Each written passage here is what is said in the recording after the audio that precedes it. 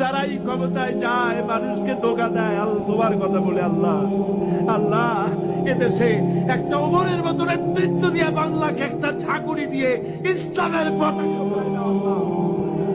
আমরা ক্ষমতায় গিয়ে আমরা অনেক কিছু করবো তা চাই না। আমরা শুধু চাই কোরআন এবং সুন্নাহর রাজ কায়েম হোক, কোরআনের আইন চালু হোক, দেশে শান্তি ফিরে আসুক, এটাই চাই। আল্লাহ সরকারকে কথা বোঝার তৌফিক দাও।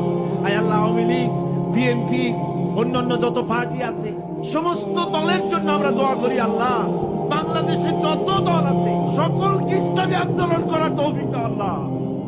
সকলকে দল মত নির্বিশেষে দলাদলি ভুলে গিয়ে ঐক্যবদ্ধ হওয়ার তৌফিক দিয়ে দাও আল্লাহ। বাংলাদেশ পৃথিবীর শ্রেষ্ঠ ইসলামী দেশে পরিণত করে দাও আল্লাহ। রব্বুল আলামিন দোয়া মঞ্জুর করো আল্লাহ, দোয়া বিরাই দিও না আল্লাহ। বর্তমান সরকার, রাষ্ট্রপ্রধান, প্রধানমন্ত্রী, মন্ত্রী পরিষদ, সংসদ সদস্য, সেনাবাহিনী, পুলিশ বাহিনী, আনসার বাহিনী, প্রশাসনিক ব্যক্তিবর্গ সকলকে ইসলামের প্রতি মহব্বত তাদের কলিজা ঢুকায় দাও।